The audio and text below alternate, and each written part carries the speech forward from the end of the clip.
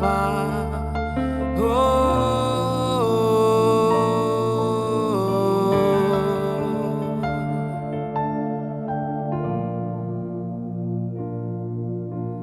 Hanya Kau tempatku berlindung,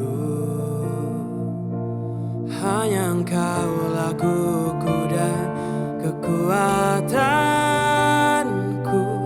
Izinkanlah ku datang menyembah, membawa syukurku.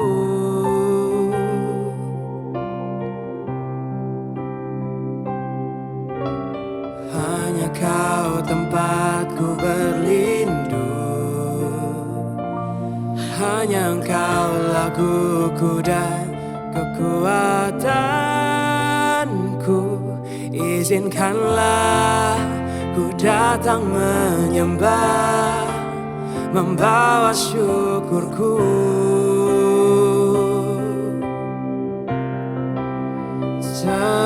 Sedalamnya hatiku Kau pun tahu, dan kasih-Mu tak jauh dalam jiwaku. Di dalam kesesakan, di dalam kemenangan, ku tahu Engkau selalu bersamaku. Hanya Engkau tempat kami berlindung, Tuhan. Hanya Kau tempatku berlindung, hanya Engkau laguku dan kekuatanku. Izinkanlah ku datang menyembah, membawa syukurku. Oh, sedalamnya hatiku Kau pun tahu, dan kasih-Mu tak jauh dalam jiwaku. Di dalam kesesakan, di dalam kemenangan, ku tahu Engkau selalu bersamaku. Sedalamnya hatiku Kau pun tahu, dan kasih-Mu tak jauh dalam jiwaku. Di dalam kesesakan, di dalam kemenangan, ku tahu Engkau selalu bersamaku. Sedalamnya hatiku Kau pun tahu, dan kasih-Mu tak jauh dalam jiwaku. Di dalam kesesakan, di dalam kemenangan, ku tahu Engkau selalu bersamaku.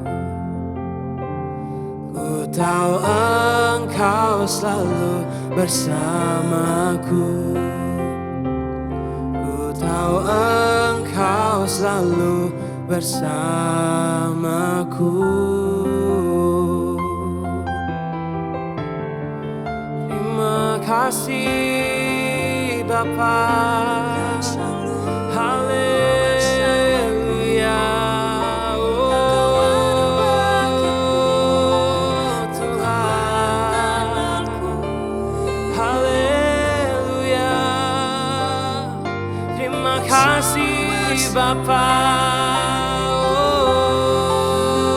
Oh, terima kasih Bapa. Haleluya. Haleluya. Oh,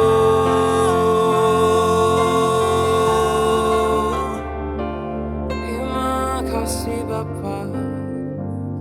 Haleluya.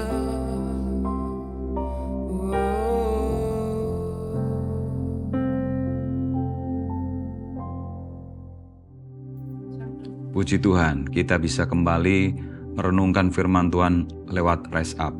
Saudara, hari ini kita fokus kepada kitab Wahyu pasal yang ke-15. Dalam kitab Wahyu pasal 15 ini menggambarkan satu penglihatan Yohanes tentang 7 malaikat yang membawa 7 bencana terakhir yang akan menimpa bumi ini. Pasal ini merupakan persiapan untuk penghakiman terakhir yang akan datang. Saya membayangkan dalam satu kejutan, biasanya ketika kita ingin membuat surprise kepada teman kita yang berulang tahun, itu selalu ada momen ketika sang korban tidak sadar sementara pelaku sibuk mempersiapkan kejutan itu. Demikian yang saya bayangkan ketika penduduk bumi terlena dalam suatu rutinitas hari-hari, segala kesiapan kiamat terus bergulir di surga. Nah, 7 malaikat berbaris di hadapan Allah. Rasul Yohanes dicekam satu kengerian, cawan murka Allah akan segera dicurahkan ke bumi di dalam ayat 1. Kemudian kalau kita berpaling ke arah yang lain, sang rasul disergap oleh perasaan yang sangat berbeda, di mana di dalam ayat yang ketiga dia takjub dan bangga dengan jiwa-jiwa yang tidak tunduk kepada kerajaan antikristus. Nah, sekarang mereka berkumpul dalam paduan suara yang megah di sekeliling tahta Allah. Mereka bernyanyi, mereka memuji Tuhan, menyanyikan nyanyian Musa dan nyanyian anak domba. Bahkan di situ dikatakan mereka senang sebab sesaat lagi pemerintahan Allah akan ditegakkan setinggi-tingginya. Nah, seluruh penglihatan itu dicatat dalam disampaikan kepada kita supaya kita menyadari kepastian pemerintah Allah. Meski seperti mustahil, tetapi pada waktunya semua bangsa akan sujud menyembah Allah di dalam Yesus Kristus. Semua orang niscaya akan gentar kepada Allah. Penglihatan tersebut juga menunjukkan bahwa Allah adalah pusat dari segala sesuatu. Fokus memahami surga tertuju kepada Allah. Segala mandat berasal dari Dia dan segala pujian itu dialamat kepada Tuhan Yesus. Sebagaimana dikatakan oleh Rasul Paulus, segala sesuatu adalah dari Dia, oleh Dia, dan kepada Dia di dalam Roma 11 ayat 36. Lalu siapakah yang menjadi pusat hidup saudara saat ini? Pertanyaan ini akan terjawab bila memeriksa diri kita, siapa yang menjadi mandat, siapa yang biasanya kita turuti, siapa yang paling kita puji dalam hidup ini. Jawabannya ketika itu Tuhan Yesus, maka Dialah pusat hidup kita. Tetapi sebaliknya, kalau pemerintahnya kita tidak rindukan, maka kita tidak sedang memusatkan hidup kita kepada Tuhan Yesus. Mari kita berdoa agar berdoa agar itu segera terjadi. Salah satu pokok dari doa Bapa kami adalah datanglah kerajaan-Mu, jadilah kehendak-Mu di bumi seperti di surga. Kiranya hati kita sungguh-sungguh menginginkan siang dan malam teriring doa tersebut kita berharap dapat mengambil bagian dalam paduan suara yang di sekeliling tahta Allah. Di dalam kekalahan, kiranya Tuhan bersama-sama dengan kita. Tuhan memberkati. Mari kita berdoa.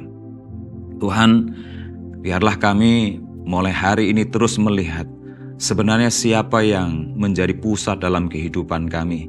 Kami belajar dari ayat-ayat yang kami baca ini Tuhan, bahwa sesungguhnya Engkau akan mendatangi bumi dan murka-Mu tidak akan Engkau elakkan. Tetapi ketika kami terus berharap dan mata kami tertuju kepada Tuhan, maka kami akan seperti paduan suara dan menyanyikan, memuji, meninggikan Engkau untuk selama-lamanya. Tuhan, nyata berkat-Mu bagi kami semuanya. Amin. Wahyu 15. Nyanyian mereka yang menang. Dan aku melihat suatu tanda lain di langit, besar dan ajaib, 7 malaikat dengan 7 malapetaka terakhir, karena dengan itu berakhirlah murka Allah. Dan aku melihat sesuatu bagaikan lautan kaca bercampur api, dan di tepi lautan kaca itu berdiri orang-orang yang telah mengalahkan binatang itu dan patungnya dan bilangan namanya. Pada mereka ada kecapi Allah, dan mereka menyanyikan nyanyian Musa, hamba Allah, dan nyanyian anak domba. Bunyinya, besar dan ajaib segala pekerjaan-Mu, ya Tuhan, Allah, yang Maha Kuasa, adil dan benar segala jalan-Mu, ya Raja segala bangsa. Siapakah yang tidak takut, ya Tuhan, dan yang tidak memuliakan nama-Mu? Sebab Engkau saja yang kudus, karena semua bangsa akan datang dan sujud menyembah Engkau, sebab telah nyata kebenaran segala penghakiman-Mu. 7 malaikat dengan 7 cawan murka Allah. Kemudian daripada itu aku melihat orang membuka bait suci, kemah kesaksian, di sorga. Dan ketujuh malaikat dengan ketujuh malapetaka itu, keluar dari bait suci, berpakaian lenan yang putih bersih dan berkilau-kilauan dan dadanya berlilitkan ikat pinggang dari emas. Dan satu dari keempat makhluk itu memberikan kepada ketujuh malaikat itu 7 cawan dari emas yang penuh berisi murka Allah, yaitu Allah yang hidup sampai selama-lamanya. Dan bait suci itu dipenuhi asap karena kemuliaan Allah dan karena kuasanya. Dan seorang pun tidak dapat memasuki bait suci itu, sebelum berakhir ketujuh malapetaka dari ketujuh malaikat itu.